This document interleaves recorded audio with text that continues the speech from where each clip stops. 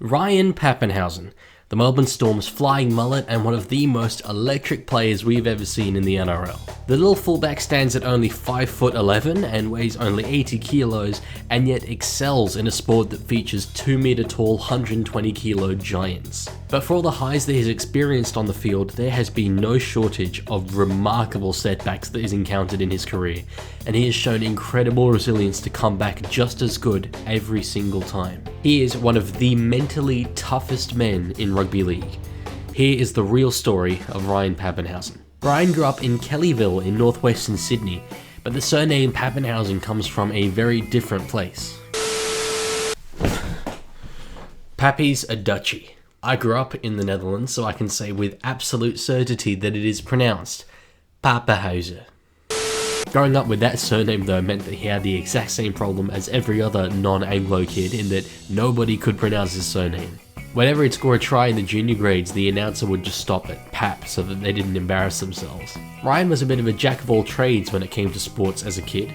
His mum wanted him to pursue soccer, but he had a lot of love for cricket and obviously rugby league, so he played both. He played his junior football for the Kellyville Bushrangers, who have the infamous Ned Kelly as their logo. As a kid, he was absolutely obsessed with the NRL.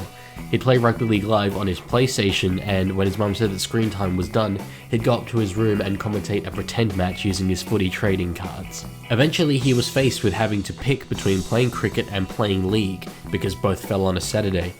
But at that point, there were clubs willing to pay him to play League, and that is in the end what proved to be the difference. Kellyville played in the Parramatta competition, but the Eels scouts weren't prepared to sign him because he was too small. He switched junior clubs to the Dundas Shamrocks in the Balmain competition so that he could play with his mates, and the West Tigers took notice shortly after. He signed with the Tigers at age 16, and after graduating high school obtained a degree in Physical Activity, Health and Exercise Science from ACU. He was with the Tigers under-20s during that time, but constant hamstring injuries meant that he only played around 6 games across those 2 years. That meant that when he came off contract, there weren't exactly clubs lining up for his signature. The Tigers offered him a deal to stay, but Ryan was wary of the fact that James Tedesco was still with the club, so there was no real clear path to first grade for him there.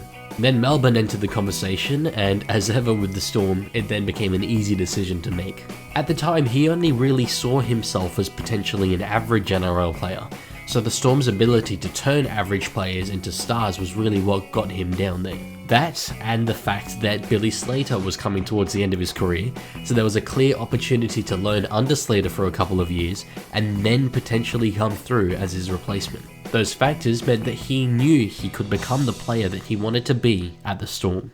The day that he arrived at the club, he walked past the physio room where legendary centre Will Chambers was being treated. As any fresh-faced young kid would be, he was absolutely starstruck and nervous.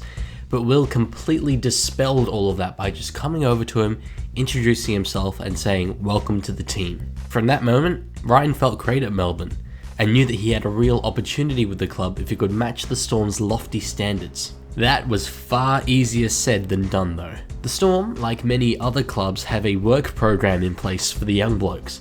The idea is that by getting them to go through grueling work on a job site, they'll gain an appreciation for how lucky they are to be playing rugby league for a living, and they'll work harder to make the most of that opportunity.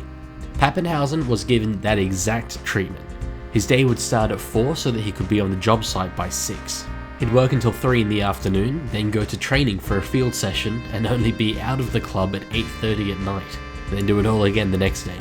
He played out that season in the Queensland Cup for the Sunshine Coast Falcons, and his performances earned him a selection in the under-20s New South Wales Origin team. That season though, he didn't feel much love from the Storm. He couldn't really see how he was part of their long-term plans. He obviously had Billy Slater ahead of him, but there was also Jerome Hughes and Scott Drinkwater between him and the fullback jersey. It even got to the stage where his manager put the feelers out to see if any other clubs were interested in signing him, but only one was. So instead, he decided to put his head down and really have a go of it at the Storm, and Melbourne fans all thank God that he did. As it turned out, Billy Slater announced his retirement, and Scott Drinkwater picked up a long-term injury in the trials that year. That left only Jerome Hughes in front of him for the fullback jersey, and by round 4 he was making his debut off the bench. Now, something important to understand about Coach Craig Bellamy is that he likes to make last minute changes to his team before the game starts. So he told Ryan to keep his debut strictly secret, even from his teammates. It was pointless though, because as Bellamy was telling him this, Ryan had a grin from ear to ear and everyone could tell what had just happened.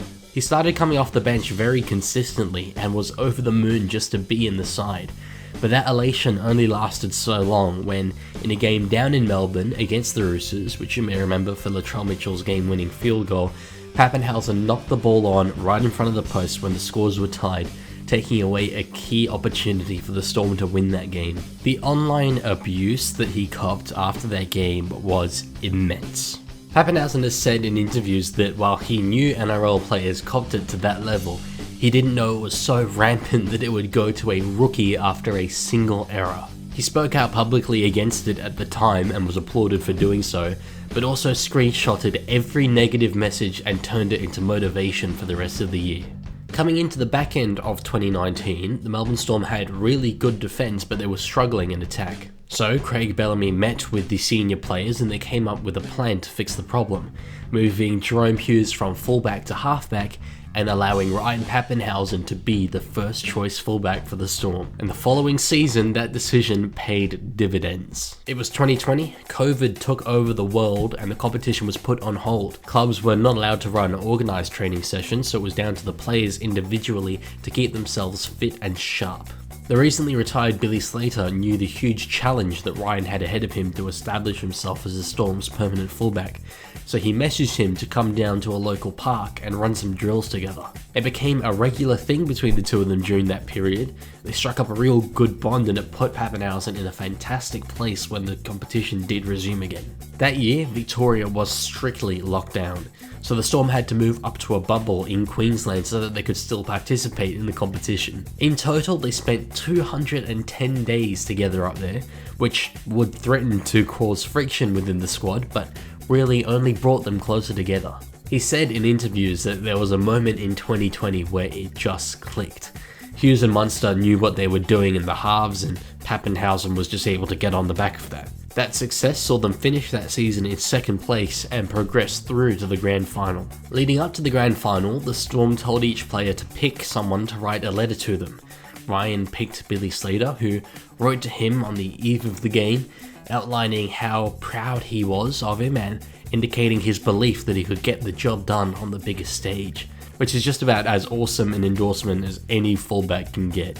And of course he did deliver on that stage, scoring this iconic try off a scrum just after half-time, a try which proved to be the difference in the end as Penrith scored 4 consecutive tries following that but fell 6 points short.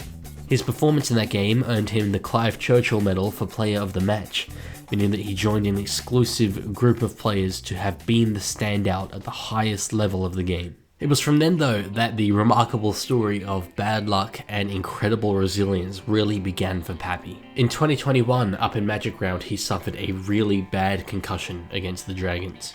It took 9 weeks before he was capable of playing again, suffering from constant headaches, really high light sensitivity, and struggling to connect with his teammates off the field. Once he returned for the back end of that season, in his own words, he feels that he wasn't 100% and potentially regrets coming back at all that year. That's as dramatic an injury as any unlucky NRL player can expect to go through, and yet it was completely overshadowed the next year against Canberra in round 18.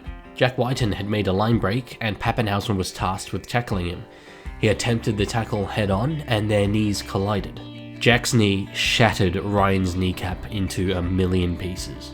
Initially he thought, it's a broken bone, I'll be back in 6 weeks. But when he tried to stand on it, the pain was absolutely immense. And when he went off to hospital and got x-rays, the doctors knew it was really, really bad. According to Ryan, it looked as if someone had taken a baseball bat to my knee. The Storm physio staff knew the complexity of the injury and knew that they couldn't provide the best expertise for it. So Ryan was sent over to Philadelphia to train with a world-famous movement specialist there called Bill Knowles. They only spent a couple of weeks together, but it absolutely revived his career. He just kept visualizing his return over and over. While he was with Knowles, the mindset shifted from I have to get back to I have to get back when I'm ready. Initially they thought he might be out for 3 months, then it became 8 months. In total, he was out for over a calendar year. But despite being tasked with climbing the mountain back into first grade again, he showed a level of resilience that very few other athletes would be able to, and got back. And yet, that still wasn't the end of his struggles. After only 3 games back from the knee injury against the Broncos, he snapped his fibula, took off a bit of his tibia, and dislocated his ankle. And as he lay there on the ground in writhing physical and emotional pain, an extremely rare moment occurred where the entire NRL world was unified in thinking how heartbreaking it was to watch what was happening. Not even the most ardent Storm hater would have wished that upon Ryan at that point. But even as he was taken off the field on a medicab, he knew he'd be back. Because Ryan Papenhuyzen is the most resilient athlete in Australia. He has come back again this year as a very high quality fullback and will continue to improve as the season goes on. I'm looking forward to seeing him play an integral role for the Storm for the rest of this season as they push for a premiership in 2024.